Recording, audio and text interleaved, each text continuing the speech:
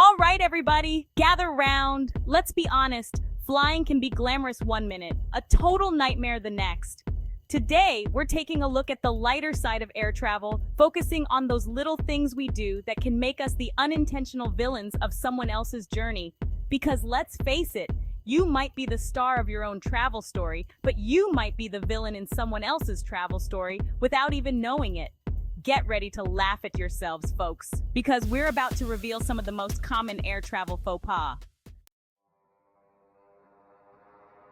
Picture this. You're finally settled in, nose deep in a good book, maybe even drifting off to sleep, when suddenly, bam, the seat in front of you slams back, practically ending up in your lap. You know what I'm talking about, right? That sudden recline can be a real shock to the system. And it's definitely going to earn you some serious side-eye from the person behind you. It's like you've decided their tray table is now your footrest. I get it. You want to be comfortable, but maybe a little warning before you go full recline wouldn't hurt. Just a thought. The armrest, the most contested piece of real estate on a flight. It's a constant battle for dominance, a silent war waged with elbows and passive-aggressive sighs. We all know the unspoken rule: window seat gets the wall, aisle seat gets the aisle, and the middle seat, well, they get the short end of the stick. But hey, that doesn't mean you have to hog both armrests like you're conquering new territory. A little sharing goes a long way, people. Let's be real, airplanes are already noisy enough. The roar of the engines, the crying babies, the occasional turbulence, it's a symphony of sound. But there's a difference between ambient noise and being the person who decides to blast their music without headphones or have a loud conversation about their bunions with their seatmate.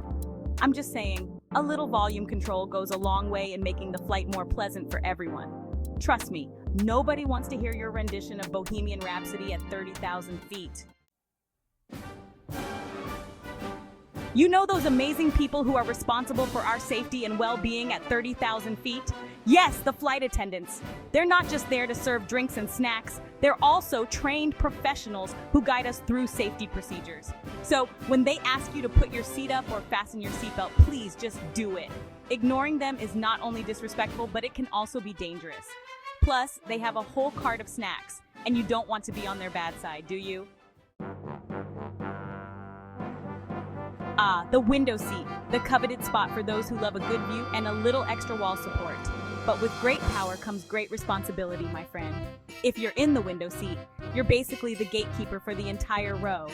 Every time you need to get up, it's a domino effect of inconvenience for your seatmates. They have to scramble, gather their belongings, stand up, suck in their tummies, all while trying not to spill their tiny cup of tomato juice. So before you guzzle down that liter of water, remember the power you hold. Okay, I'm all for bringing your own snacks on a plane. Airplane food can be, let's just say, unpredictable. But there's a fine line between a tasty treat and unleashing a culinary weapon of mass olfactory destruction. I'm talking about those pungent foods that have the power to clear out an entire cabin. Tuna sandwiches, hard-boiled eggs, anything with a strong curry. These are best left enjoyed on the ground. Remember, a plane is a confined space, and what smells good to you might send your neighbor running for the air sickness bag. We've all been there, right? Long flight, cramped seats. You just want to get comfortable. But folks, there's a limit, and that limit is taking off your shoes and letting those tootsies roam free. Listen, I'm not saying your feet are particularly offensive, but a plane is a public space, and nobody wants to encounter your bare feet while they're trying to get to their seat. Plus, think of the poor souls who have to clean the plane after you. Let's keep our shoes on, shall we? Listen, I get it. Traveling with kids can be a real challenge. They're excited, they're restless, and they have the attention span of a goldfish. But that doesn't mean you get to let them run wild on a plane like it's their own personal jungle gym. Kicking the seat in front of you, screaming at the top of their lungs, using the aisle as their personal racetrack. These are all surefire ways to make yourself the most unpopular person on the flight. So, pack some distractions, set some boundaries, and try to keep those little ones in check. We've all been there. You've just landed, you're eager to get off the plane and stretch your legs, but there's always that one person who decides to stand in the aisle for an eternity, blocking everyone else.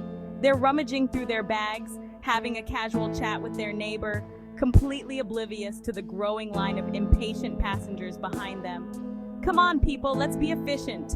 Grab your belongings, step off the plane, and let everyone else get on with their lives. Airplanes are all about sharing, right? Sharing armrests, sharing overhead bin space, sharing the same recycled air. But one thing we don't have to share is our personal space. Yet, there's always that one person who seems to have no concept of boundaries. They're leaning over your shoulder to watch your movie, their hair is tickling your face, their elbows are constantly bumping into you. It's like they've decided the armrest battle wasn't enough and they're now launching a full-scale invasion of your personal bubble. Remember, folks, a little personal space goes a long way in maintaining peace and harmony on a flight. So there you have it, folks. 10 common ways you might be the villain on your next flight. But hey, don't worry, we've all been there. The important thing is to be aware of our actions and try to be considerate of those around us. After all, flying should be an enjoyable experience for everyone, not just a select few. Now tell me about your own air travel adventures. Share your funny or frustrating flight experiences in the comments below. Who knows, maybe we've even been on the same flight. And if we have, I promise I wasn't the one hogging the armrests. Or maybe I was, but let's just keep that between us. Happy travels, everyone!